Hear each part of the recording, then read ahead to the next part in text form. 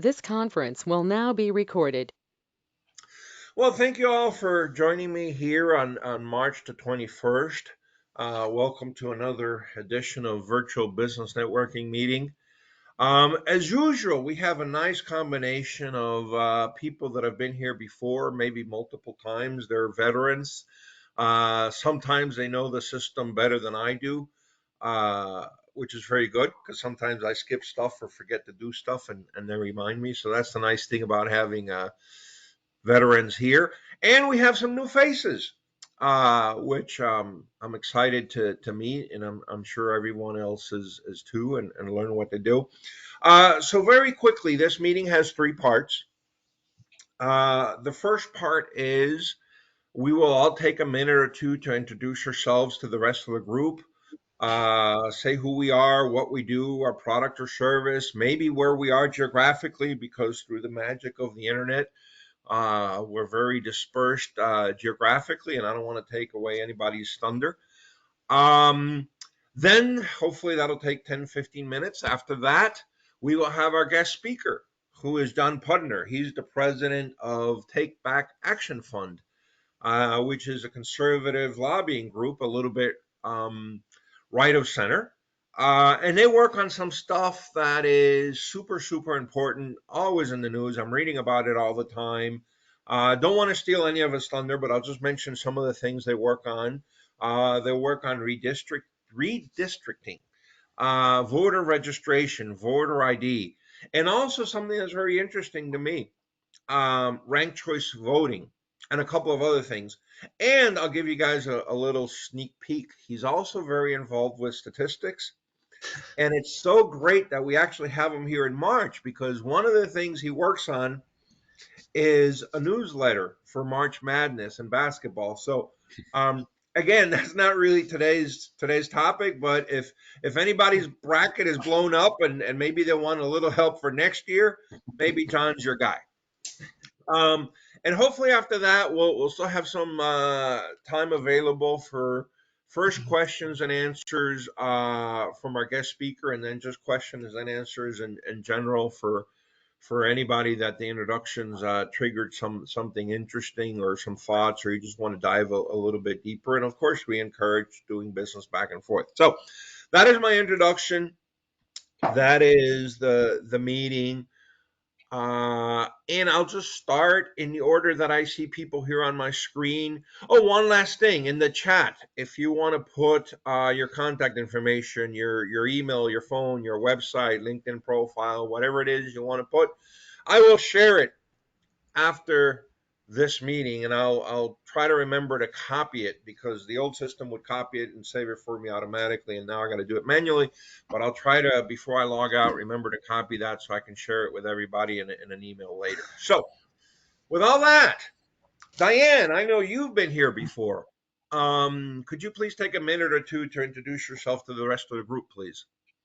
I have indeed. So, my name is Diane Winggerter, and I have numerous businesses, but for this group, I am a certified grant writer. And what does that mean? That means I took a test and I passed it. So, I am a certified grant writer. I do have clients from coast to coast, California to Maine. I also work with individuals, young individuals that are looking for scholarships. So I can say my client base ranges from 17 to 71 years of age. So I like that. Really diverse group. And I would say my sweet spot is nonprofits. There is a plethora of grants available for nonprofits, more so than a for-profit entity. So that seems to be my sweet spot. So work with clients and create a strategy for them, do all the research up front before they make a commitment. So it's really a win-win relationship. So love doing it. And I'm in Columbus, Ohio. Perfect. Thank you very much. And Paul, if I know you've done this a bunch of times before, if you could take a minute or two to introduce yourself, please. Absolutely. Good afternoon, everyone, and thanks for having me again this afternoon, Sal. My name is Paolo Gostinelli.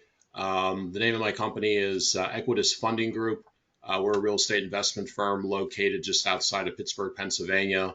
We're focused primarily on purchasing, renovating, renting residential and small commercial real estate. I'm also a member of the Pittsburgh Real Estate Investors Association. So we're a large local and actually national network of real estate investors, agents, financial planners, anyone who uses real estate. A lot of small business owners, probably almost a half of our members are small business owners who just happen to own real estate as part of their business.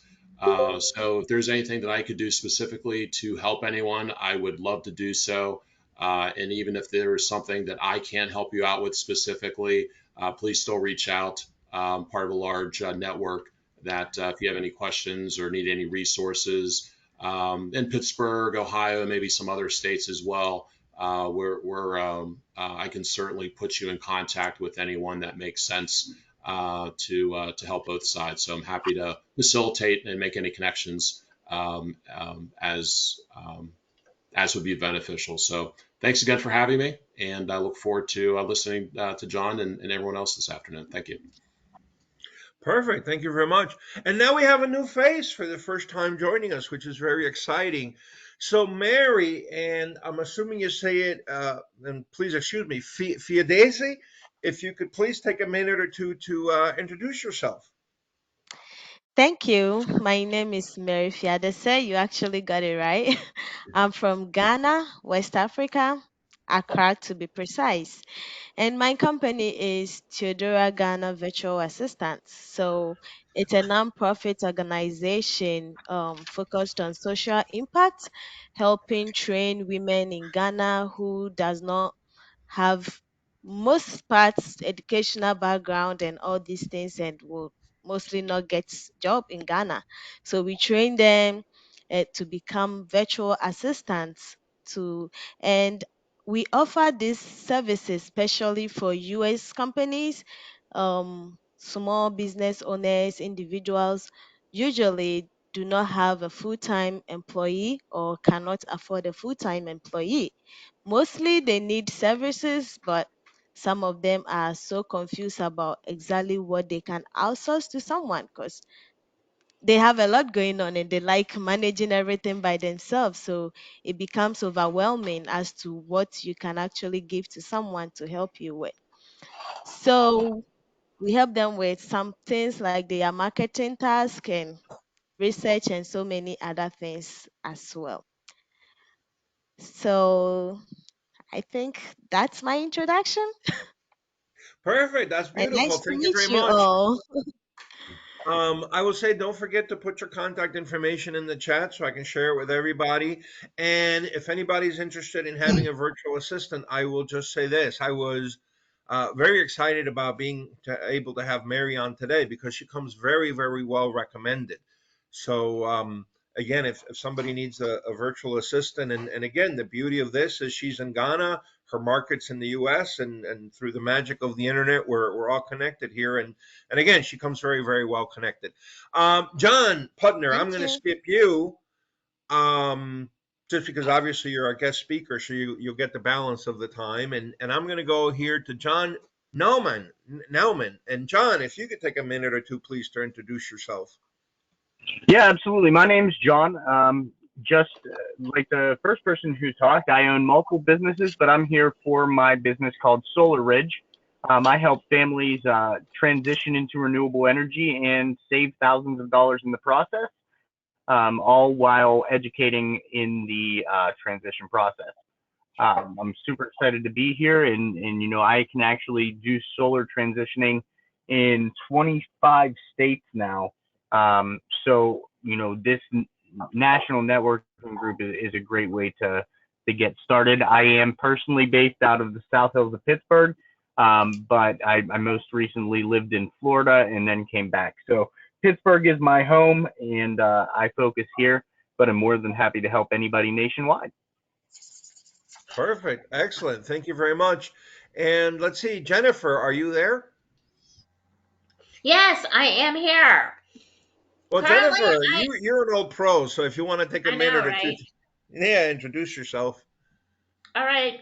With the changes in tax laws, I'm closing Genlow Agency and working on a new business plan for a new enterprise. So I guess it's bittersweet but happy at the same time. Excellent, excellent. Thank you very much. And Jennifer is, I'll say, here in the Pittsburgh area too. Um, let's see, Ed, another new face. If you could please take a minute or two to introduce yourself to the rest of the group. Sure, absolutely. Well, my name is Ed Garza. I'm the founder of two companies, but we'll talk about one today. It's a video marketing agency called Vodcast Hub. That's VOD Cast Hub. I'll put my information in the chat so you can see that.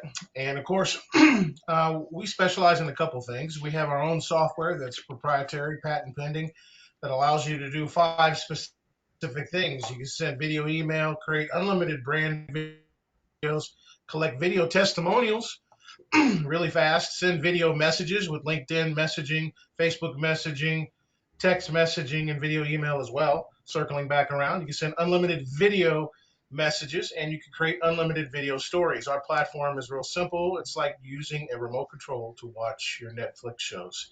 It's usually about 5 clicks. We produce them professionally. Our system does it for you with music and your intro and outro of your logo. All you do is click 5 buttons, no editing, no waiting to render the file, no waiting for your system to catch up to try to edit the video and put some music behind it or back-end video graphics. Our system does it all for you, done for you. So our platform is pretty straightforward. We also have a virtual expert program. We're not virtual assistants. We're experts in social media and video marketing. For $4.99 a month, we'll handle all your social media. 15 posts per unlimited video production, producing videos for you, animated videos, whiteboard videos, explainer videos, teaser videos. We handle all that so you don't have to worry about it. When Friday comes, most of us, including myself in the past, forget to do anything for our business because we get smithed and we get stopped everywhere to take care of clients, and it comes down to it, we just don't have time to do it. So that's where we come in. For less than $17 a day, you can have all your social, all your video marketing taken care of by experts. I'm Ed Garza with Vodcast Hub, founder and owner. Fantastic, Ed. Thank you very much. Where are you geographically? I'm in Nashville, Tennessee, Franklin, Tennessee, and we have workers all over Dallas, Florida, as well as Las Vegas. Perfect. Fantastic. Thank you. And let's see, moving right along, Don, are you there? Hello. Yes, I'm here. I'm in my car. I had to bring the girls down to an appointment. But I'm Don Smith. I'm CEO of AgriCarb Electric Corporation. It stands for Agricultural Carbons. We set off to originally start using hemp as a foundation for developing hemp graphene for advanced battery technologies, solar panel technologies. The hemp industry's had a real rough start. We bounced into CBD for a little bit and bounced right back out of it. But that being said, we're still pursuing the graphene angle. We've recently come up with an agri mining operation. We've done some test plots using acid mine drainage, muck from the bottom of a settling pond in a coal mine in northern West Virginia. And we're trying to get that analyzed to see how much rare earth uptake we've had. And we're also looking at the Sustainable Aviation Fuels Initiative from the White House. I've involved myself with that, and it's one of those things, I question it, but by the same means, there's more food, fuel, fiber, and medicine to an acre of cannabis than anything else. So I think we're on to something here with all of this. It's just a matter of raking through the politics, which I've done pretty good at, and just getting out here and developing a marketplace that has to be vertically integrated in this kind of business. But we're making progress, and I'm out of a place called Tornado or Upper Falls, West Virginia. All right, perfect, beautiful, thank you. And Thank you. let's see, we have Rob. Are you there? I am. Good afternoon, Here's everybody. Rob. I'm Rob Nozell, actually know Don Smith, and was invited by Jen. I appreciate the time to meet you all. I started in the securities industry with a firm called EF Hutton a long time ago, and most recently had built several different broker dealers. Got out of that industry when people like Bernie Madoff came into it, and most recently, right now, running a firm called Perfect Edge Botanicals. That's a hemp farm that has a partner with in Colorado. But basically, right now, we've evolved into a company called OWVI, OWVI. What we're doing is we're helping the underserved areas inside the states as well as all over the world. If you go to ovvi.co, OWVI.co, you'll be able to see a lot more about us. I appreciate the time here. Unfortunately, my iPad is dying, so I'm going to have to switch to the phone. But I appreciate the time and look forward to working with you folks. I'm based out of South Florida. Oh, excellent. Well, very nice to see you even for a little bit, and it's exciting to me. We've got people all over, and again, even in their cars and whatever. So this is all really good. And last but not least, and certainly one of the veterans that has been to a bunch of these meetings, Rhoda, if you could take a minute or two to introduce yourself, and the folks that are able to see, whatever, if you could mute yourselves a little bit, so we're getting some background noise. But Rhoda, if you could take a minute or two, please, to introduce yourself. This is so interesting because in 1981, I started with E.F. Hutton Financial Services. So we go back a long, long time, and that followed a 25-year long career without my moving my desk, but with 7 different companies as they changed names. So I was a survivor of all of the things that he's been through. But right now I'm in Indianapolis, Indiana. My company is called Say It For You. We are a team of expert ghost writers, and we focus on the wordsmithing piece of the marketing, of the online marketing puzzle. So we write what you read when you go on our clients' websites. We are all here in Indiana, but we have clients in Canada and all across the US in all different fields, one per type per market. So we are looking to show that our clients are in the know and in the now. They understand the value of digital marketing. We do not do the video piece. We do not do the SEO piece. We work with words, and we say it for you. Excellent. Perfect. Thank you very much. Well, now we're going to loop back to our guest speaker who I've tried to introduce without taking away any of his thunder. So, John, if you could take the next 20 or 30 minutes, certainly please try to leave a little bit of time at the end for questions and answers, because I know because of the topics that you speak on that there's going to be some questions and answers, and maybe some even passionate questions and answers. So I turn it over to you. Oh, well, thank you. Usually about this time, everyone in an audience with me is going, gosh, I hope he isn't talking about politics and sports. So I'll tell you, I'll reference those two things, but there can be nothing worse than a conversation on something you're not interested in. So, but I will reference them both to say we know 15% of our potential customers like sports. We flag them. So having that just as one thing in our pocket, just like about 25% like politics. So we steer, some conversations there just as part of the sales cycle. Believe it or not, over half our people don't like politics, and they want us to handle them for them because they don't like them. They don't want to be any part of them. They just want that's something they want off their plate, but they've got some regulation or something else that's bothering them. So I wish I still had a great Pittsburgh connection for some of you with Pittsburgh ties, because a year ago, if I was doing this, I had a brother who's senior counsel at PNC, but unfortunately the Pennsylvania Credit Union hired him away as general counsel, so he's now over in Harrisburg. I lost a little contact. And another, that was Francis Putner, and he somehow, there can't be that many important people in Pennsylvania, because somehow he was listed as one of the 100 most influential. So I'm afraid must be a dearth of talent for my loser brother to make the list. But another brother, Pete Putner, was Eaton. He does their global sales, but they just moved him to Charlotte. So I'm afraid I'm Pittsburgh empty. but do actually have a good bit of history there with clients over the years.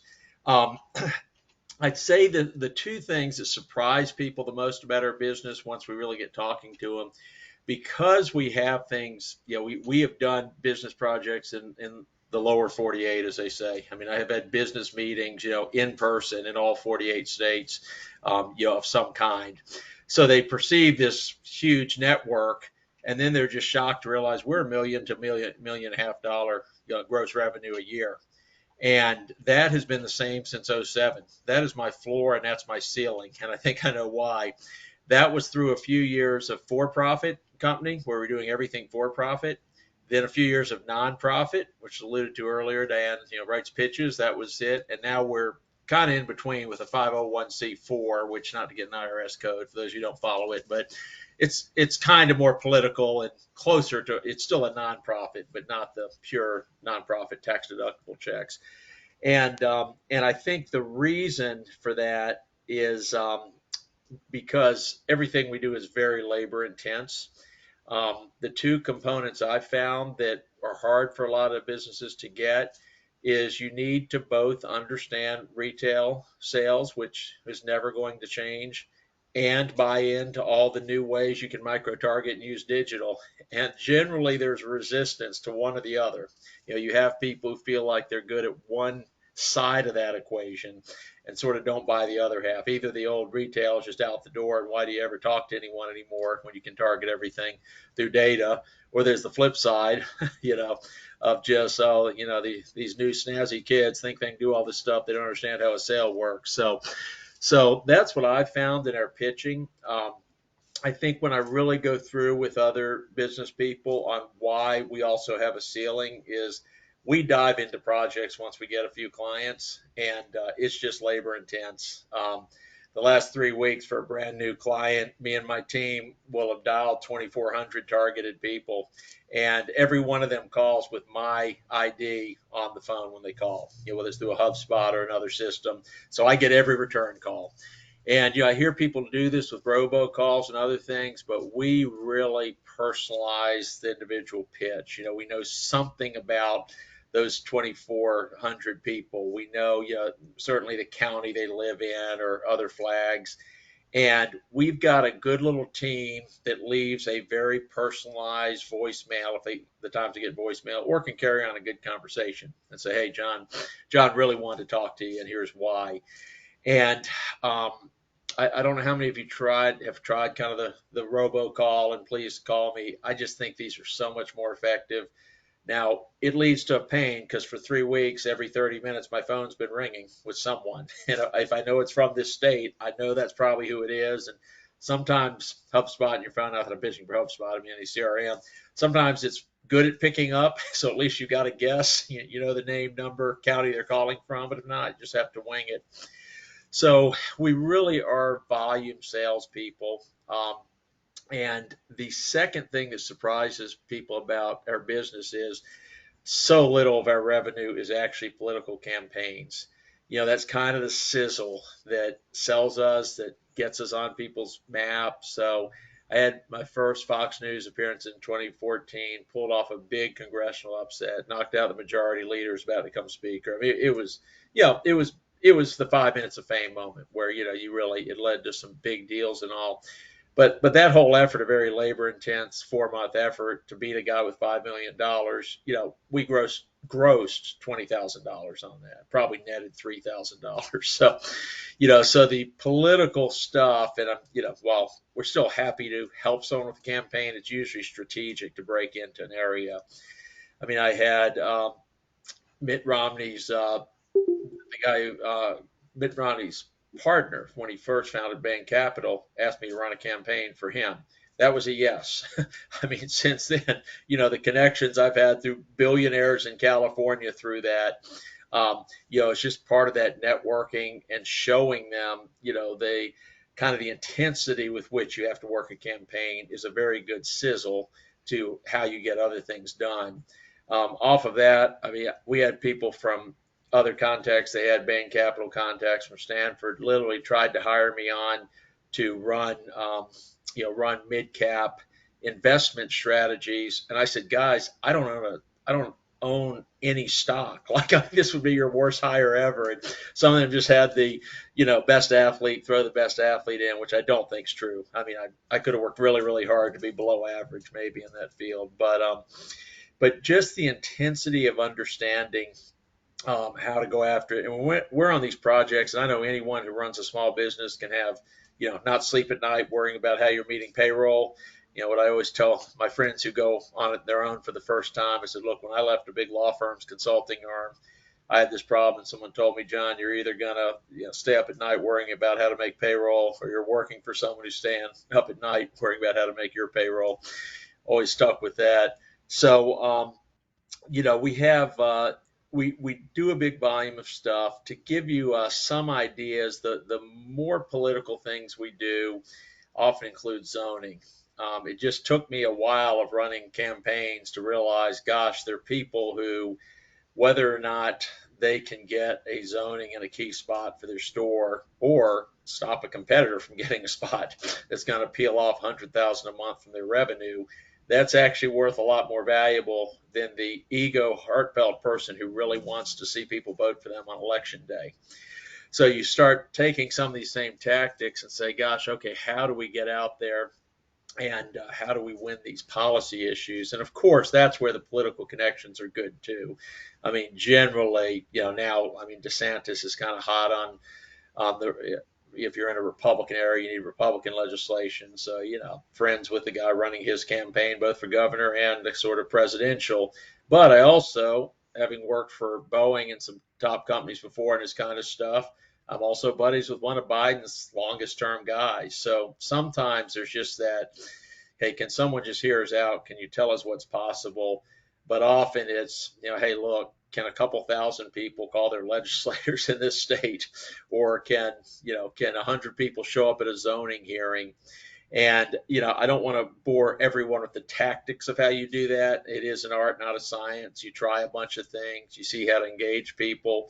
But I'm sure you're seeing just some of the parallels on, if you're a volume seller, which, I'm sure you are. I'm sure, with Ed doing it sounds like a great package at $500 a month. I'm sure that's a volume sale a lot of people would look at. And, is it just how many rocks you can overturn to find the people who need a service like that?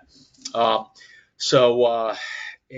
to clarify, the volume for us is usually more in getting the project done for the client, as opposed to sales. We generally are just, a handful of sales. We're all pretty much six-figure sales, not bigger than that, but, and so it is relationship. People asked how I knew one billionaire who's contributed a few times. I said, oh, he was actually on a list of 150 people I called one day. It's just literally we just have a good development person who puts a lot of names in front of me with a couple of notes, and we sort of wing our way through a conversation until we find someone off that list who's interesting. So that's the basic. And as I said, we do. I've had to watch myself a little, and again, back to a little bit what Ed was talking about. I'm very good at making sure there's content out there to keep us on people's mind, knowing that sometimes this stupid March Madness email reference actually gets someone to call me about something they care about just because the name was in front of them.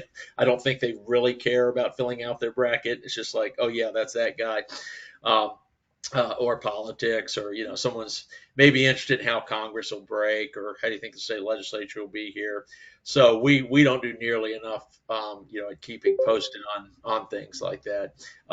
But we're pretty good about getting content out. We've still found email is gold for us, and we're still having a 35-40% open rate on a real VIP list of 2,500 people who are either potential donors, contributors, or they're key influencers, a Speaker of the House in an area where we have a real potential donor, et cetera. So we do that. I'll just say some would think this is definitely one, the old expression, you don't see the sausage made. There are times when we're trying a few things to get the deliverable, and I wouldn't want the donor to be in our meetings the first week because, we've tried 4 things and one of them works great. and suddenly we're getting what they need. We're getting the contacts they need. We're getting the influence in. We're getting them the key meetings they need, et cetera. But it definitely is an art, not a science. The last two things I'll give everyone a feel for, just in what's worked and not worked for us. I always say, I think I'm a great pitcher and a terrible closer, and I don't know how many fall into that category. Sort of reminds me of the old Built to Last book when Boeing was founded and all the engineers finally got the big investors in and were talking. I'm sure a lot of you have read this, but maybe it's too new for younger ones. And at some point, oh my gosh, you really can make a lot of planes get up in the air and fly. And at some point, the investors are ready to write the big checks and say, what does all this cost? And the team pitching them says, oh yeah, we did run some money numbers several months ago. We'll go back and try to find them. I almost felt like that's me a lot. Like, oh no, I know how we can fix your problem. I know how we can win. What does it cost? Oh gosh, I got to think about that. I came to this meeting not really thinking about money. So to that degree, that's something I've certainly got better on over time. But I would say, we do that. And and then just a couple things that the techniques, as long as you understand what the technique's supposed to do, you can adopt the more modern technique. Back to my thing on retail versus data.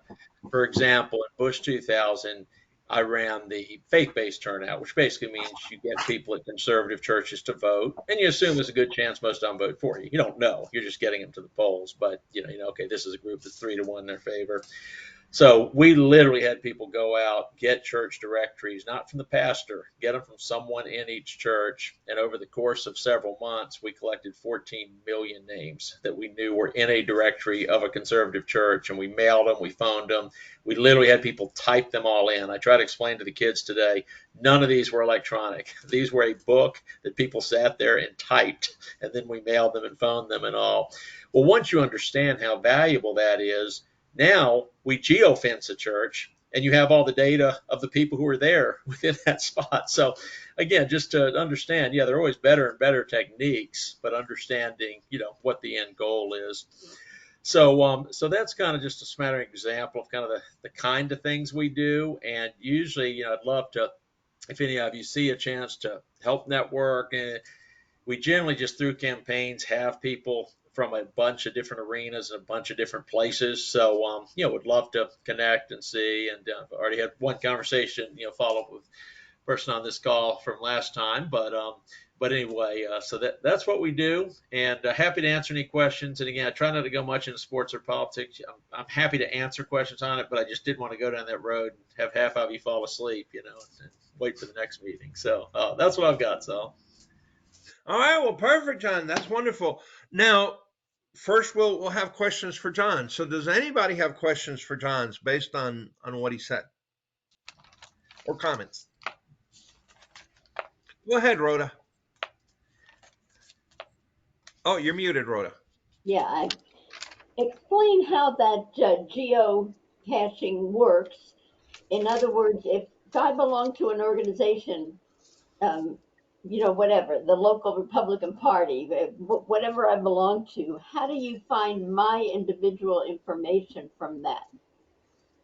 Yes. So without getting super into the weeds, which probably Ed and others could do, in layman's terms, there is, say, a gun show or a mega church is having a meeting, something where there are or a football game. Those are really our best ones because, West Virginia game last year, there were 70,000 people at the game and another 30,000 hanging out, in their RVs outside it. What you're doing is you're paying to advertise to anyone within that area. So, they go to Facebook, they go to whatever. You're basically trying to buy up the inventory to get them an ad and get a hold of that IP address so you follow that person forever. You can keep advertising for them. So we get back to the sports announcer. Okay, we know these people are West Virginia Mountaineer football fans. That tells us something about them. Now you can data map and say, okay, in what ways are other people like West Virginia football fans who would think it's worthwhile to spend 6 hours in a stadium or around a stadium because they like this. And so you then can keep advertising to them. So, they go home, they go about your thing. Once you've been to that game, that IP address is attached as someone you know something about, and you can send ads. Now, in that case, it was more that just a volume. We know a little about them. Wasn't anything particular to do with the project, but we just knew something about them. We could frame our messaging to them a little more. Obviously, if you have someone coming out of a gun You show. can send me individual messages because I attended that game. Now, do you have my email address? What do you have of me? So that's a deeper question. Sometimes there's Match Me On. The only thing we know we have is your IP address. So if we got you on Facebook, we can keep trying to put things to your Facebook, etc. Yes, but no, we don't necessarily get everything. Although, we do it the other way. We do run through Facebook the phone numbers and emails we have to try to match them back to the Facebook profile. So those are all data questions on what percentage you get. Well, and most people have somewhere in their Facebook profile their email, at least, maybe not their phone. So if you have their Facebook through the IP address, then through Facebook you can get their email, right? Yes, the one trick with Facebook is they're real particular on the format. So when you collect a bunch of lists, if you're getting them from like people signing things up or other things over time, dots, brackets, dashes. It's really a nightmare. I hate it when I give the data guys, say, hey, here are 98,000 people. I'd like to match as many of them as you can on Facebook. And they start seeing they came in 6 different formats. And it's just like 2 days of them cursing me. But, in the end, you can do it. There are ways you can run it, but to get that other info. Now, let me ask you a quick question, and I'll turn it over to anybody else that had questions for you. But so as that example, because I've been there, let's say a WVU football game, there's 70,000 people in the stadium. I'm assuming you cannot distinguish, which maybe is not a big deal, but you cannot distinguish the WVU fans versus the visiting fans from another state. Is that true or not? That normally is true. Sometimes there's a later match where you can. So we do love, if it's a lot of our projects are state based, so we really want people from the state. And so, we do love, I love doing the Penn State Pitt game a few years ago. Odds are, not to say there aren't people in Ohio and other places too, but I caught the actual last one. And we're often at the games. Like I was at the game with the tent. We had an ad of someone asking them to come to the tents. There is a retail aspect too, but obviously only a small percent are going to do that. But at least they see the banner and they're aware of you because they just saw something on Facebook. Okay, cool. All right. Does anybody else have a question for John or a comment? This is your chance. If you were going to pay a lobbyist, it would be a lot of money. Listen, my apologies, I was late. If John, who's the special guest, a big apologies to all of you, but particularly the special guest, John, because if you have any influence, would you get Europe and America to change their clocks at the same time? Because I was out cutting the lawn and I couldn't hear anything, and then I come in and I said, "Oh my God!" I was on track, but that's my apologies to you all. Well, no, listen, let's do something, Patrick. Since you've got the floor, we'll backtrack. Why don't you take a minute or two to introduce yourself, and then we'll open it up for just questions for anybody at all that maybe the introductions at the beginning triggered questions or comments from anybody else to anybody else. But Patrick, take a minute or two to introduce yourself. You can see we have some new faces, and then again, we'll open it up for general questions. Oh, you're very gracious. Thank you, Sal. Well, I'm in the familiar space with everyday pillars of health, nutrition, hydration, sleep, exercise, and spiritual well-being. However, we now understand that nothing happens in our body or any cell without being signaled. Every second of every day, our cells are passing tremendous amounts of information throughout the body, and any breakdown in that signaling and communication, we cannot be fully healthy. For example, we receive signals when we're feeling hungry, thirsty, cold, tired, injured, stressed out, bathroom call in the middle of the day, and even more importantly, in the middle of the night. So why do you think, for instance, we have so many pubs in Ireland, or in around the world? Because we get a signal that we're thirsty.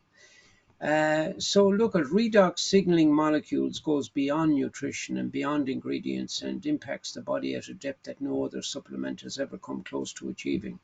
It's 100% non-toxic.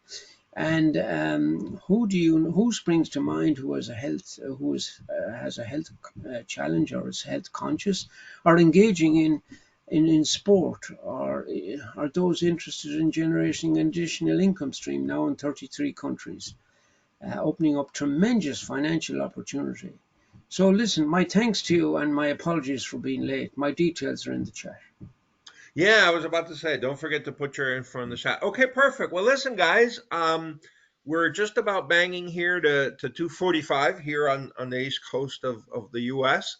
But I want to open it up for just general questions and answers. Does anybody have a question, answer, comment for anybody on anything based on the original introductions? John, No?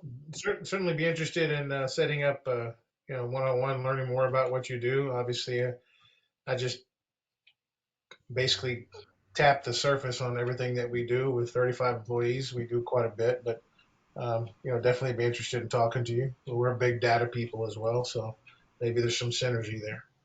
Yeah. I would say too, a lot of life, as we all know, is better lucky than good. I always said if I wrote a book, that's what it would be titled. But I actually just sent my weekly staff meeting this morning saying, why aren't more people posting on Facebook? We're so far behind. So I'll say it's maybe perfect. I'd love to do a one-on-one because Yeah, their absolutely. response is because you have us doing 68 other things. But anyway, Yeah, so, right. Yeah, trust me, I know, man. Yeah. no, would love to do a follow-up. Definitely, though. It's going to be timely. Very good. Yes, very good. And You know, Rhonda as and well. I put a question in the chat box to you. Do you have different pricing structure for nonprofits or no? We do. We're kind to nonprofits. Absolutely. Okay. Yes. Yes. Yeah, Well, we know because you all my need. clients need the service you offer, but they're not going to Oh be yeah. able to Well, do 500 a a month. nonprofit. I used to be an executive director for a nonprofit, so I understand. Trust me, you got to really, get your message out there, and we certainly can help Yep. them. Yeah.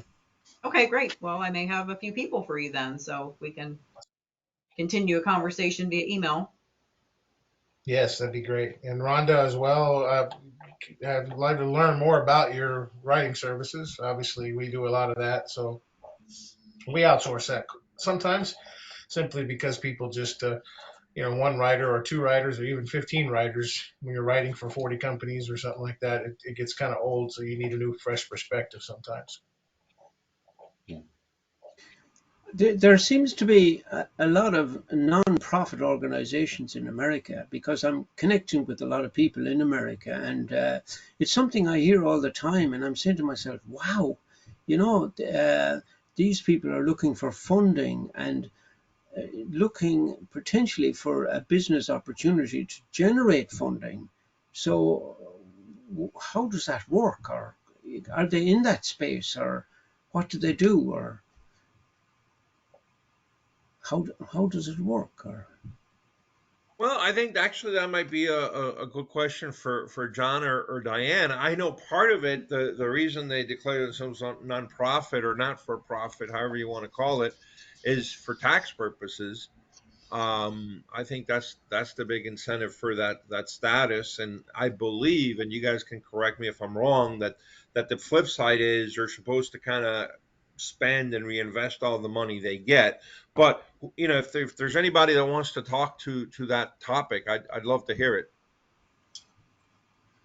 Well, it's best if you're diversified, if you have several different, you call it revenue streams. So grant writing or grants are part of the revenue stream, but it shouldn't be your only source of funding. So you can either sell some type of a product or a service as part of your revenues, and then certainly donors and fundraising is huge. That's generally more so even than grants sometimes in some organizations. So they have people dedicated to making calls and getting those that support whatever cause or mission that they're passionate about to get on that same wavelength, and then go ahead and have donations and donors. So it should be made up of a broad base of different ways that you generate revenue. Putting all your eggs in one basket's a little rough, because then if that resource dries up for you, then that's difficult. So in my world with grant writing, that's part of what we have to disclose, other monies that we're getting in from other grants, as well as what is our plan on just revenue to run the organization. So we have to be Do you have any, transparent with all of that. Diane, do I you have any, agree. Yeah, do I you have any agree with you there. Sorry, I was just Ed. saying, Diane, do you have any experience with Google grant writing for nonprofits? Not personally, no. That's interesting. Want to share another thought with John? In general, in political discourse, what I'm finding lately as a consumer is that everything is about knocking the other side. When what I crave to hear as a consumer of the information and a voter is something positive. What are you going to do for me? Like tomorrow morning, that the other guy isn't doing, that isn't happening. I don't want to hear why he's a, you know what, an SOB. I want to hear what you're going to do and what you believe in. I want something positive and inspiring, and I'm not getting that from anybody. Well done, Rhoda. Yes. Oh, you've hit our central issue, and after 25 years of knocking other candidates, I should say, is when I in 2014 shifted over to this. But the system was getting even worse and worse. I mean, just to give you a feel, during Bush 2000, a month before the election, 58% of Americans liked both Gore and Bush. They were just choosing who was better, but they liked them both right until the end. This year, of course, that was 2% with Hillary and Trump. I don't know who the 2% were. I didn't meet any of them who actually liked them both.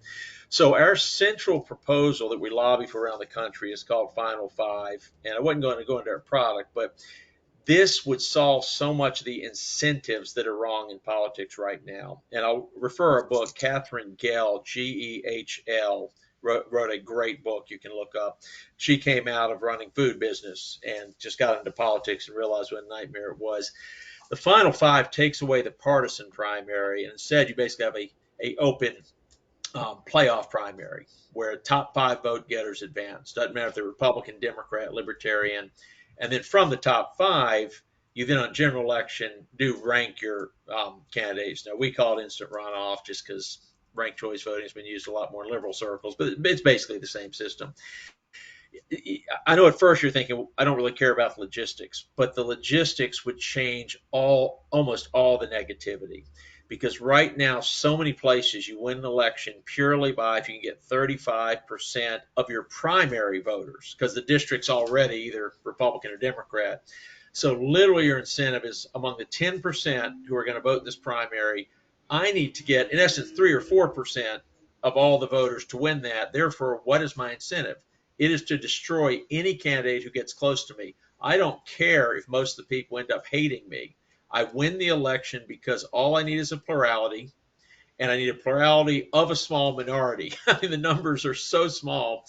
And so I've got to be, and I don't just want to say extreme because it isn't necessarily a moderate, conservative, liberal thing. It's just I have to be angry. You really, to win, you have to be angry in a primary. You have to convey hate for the other side. That's how you win under this system. And if you suddenly had to do this Final Five, where you have to make it, and then people have to pick you as their second and third choice, all the incentive changes. I no longer can attack all these other candidates because I need their second place vote.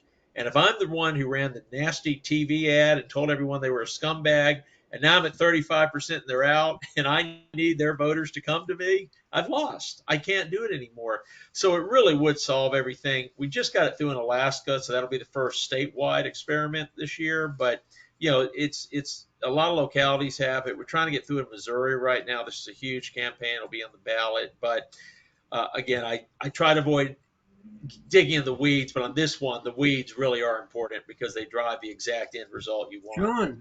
John, I'm getting a sense that what you're talking about is very, very unchristian.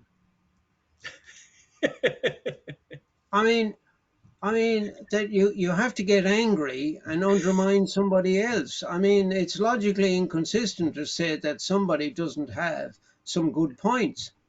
Right, that's right.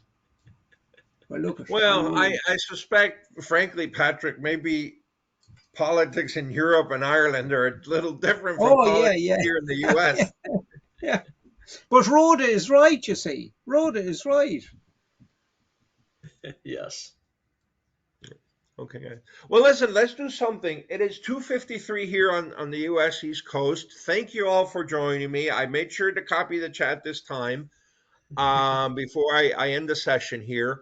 Do want to give people a couple of minutes if you have another video chat starting in 7 minutes. I know people now, the good and the bad is we're very efficient. The bad is we put them back to back, and sometimes there's not even a chance to grab a glass of water.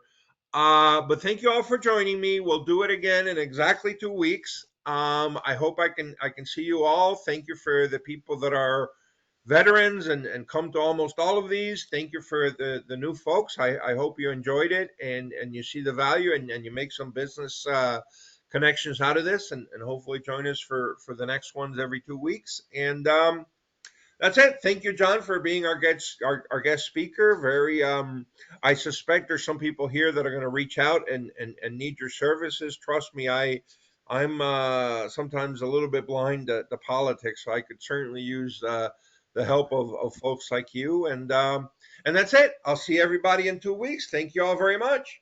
Thanks, Thank John. you. Thanks, everyone. Thank you. Thanks, Sal. Appreciate it. Have a good day. You bet.